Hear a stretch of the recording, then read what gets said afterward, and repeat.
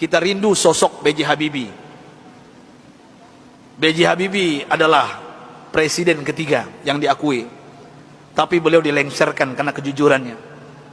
Beliau dilengsarkan karena beliau berjuang untuk bagaimana tidak ada korupsi. B.J. Habibie adalah orang soleh yang kita tahu dalam sejarah, orang hebat, diakui di dunia walaupun di Indonesia disepelekan. Apa yang beliau lakukan walaupun beliau sudah tiada, meninggal dunia? Indah kisahnya, dan saya pun terinspirasi dengan beliau yang hebat ini. Beliau orang kampung dari Makassar, Parepare, suatu ibu kota hari ini, Parepare. Saya pernah diundang ke sana oleh wali kotanya. Saya lihat patungnya Habibie dan Ainun, dan ternyata beliau orang kampung, orang biasa, orang sederhana. Allah berikan kecerdasan di otaknya. Kenapa kita merindukan sosok pemimpin pejabat seperti beliau, yang tidak durhaka kepada orang tuanya, memuliakan orang tuanya, tidak pencitraan belaka. Dan hebatnya lagi ketika beliau ke ITB meloncat kuliahnya. Dan hebatnya lagi ketika beliau melanjutkan studinya ke Jerman. Disinilah saya pribadi mendapatkan inspirasi. Pesawat terbang Bapak Ibu yang kita naik itu, di ketinggian tertentu kalau nggak pas bikinnya bisa retak, Pak. Pesawat itu bisa retak. Siapa yang bisa menyelesaikan itu? B.J. Habibie, Pak. Di dunia yang bisa menyelesaikannya B.J. Habibie. Sampai beliau digelari oleh teman-temannya di Jerman apa? Mr. Crack, Mr. Retak. Bukan retak otaknya, Pak. Nah, pejabat kita yang banyak retak otaknya, Pak. Ini maksud saya apa? Pesawat yang retak itu beliau bisa menyelesaikannya.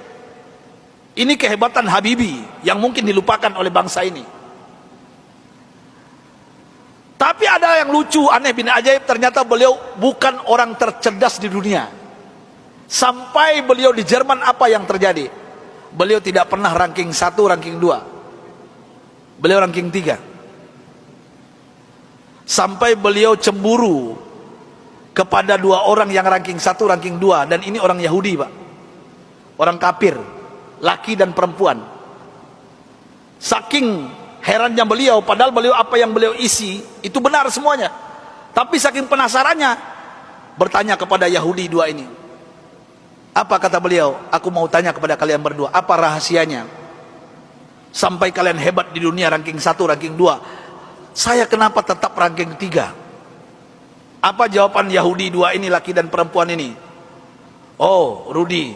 Beliau dipanggil Rudi, bukan Habibie. Ya, Baharudin Yusuf Habibie. Rudi, this is our secret. Ini rahasia kami, nggak mungkin kami kasih tahu. Besok beliau tanya lagi, apa rahasianya? Besok tanya lagi. Berhari-hari beliau bertanya. Akhirnya bosan Yahudi 2 ini. Sampai Yahudi ini mengatakan, Bapak Ibu, rahasianya. Come here, Rudi. Sini Rudi, kami mau mengatakan kepada engkau, tahukah engkau rahasia kenapa kami cerdas? Kenapa kami ranking 1, ranking 2 hebat?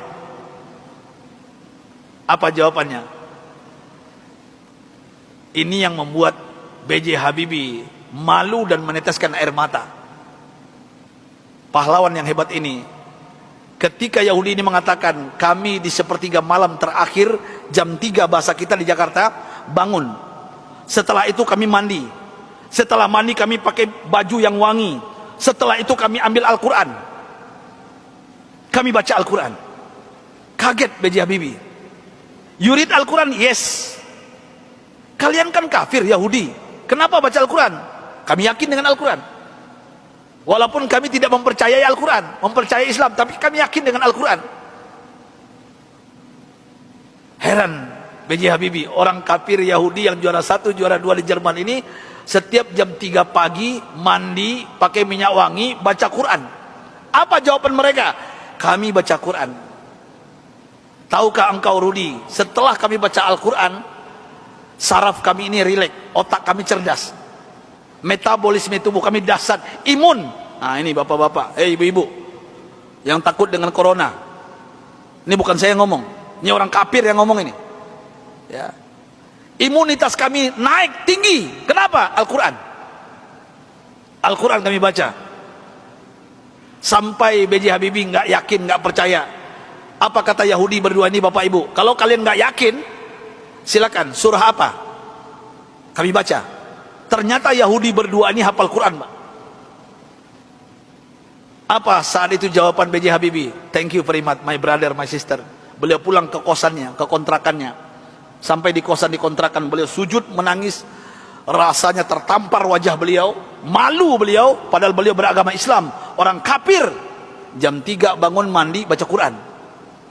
Mulai saat itu bapak-bapak dan ibu-ibu, saya ingin berbicara pahlawan satu ini, orang hebat ini.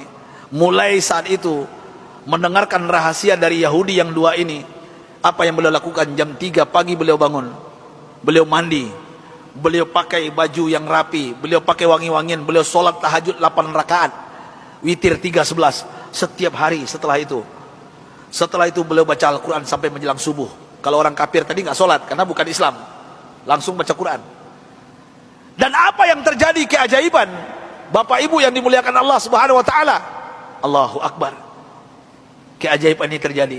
Semenjak itu, setelah itu, B.J. Habibie berubah menjadi ranking 1. Yahudi yang dua tadi turun ke bawah. Dan orang Yahudi berdua ini menyesal memberikan rahasia kepada B.J. Habibie. Artinya apa? Kalau ingin merdeka kita di Indonesia, jangan tinggalkan Al-Quran. Kalau ingin sukses anak-anak kita, bapak, ibu, cucu kita, sampaikan kepada mereka Al-Quran adalah obatnya.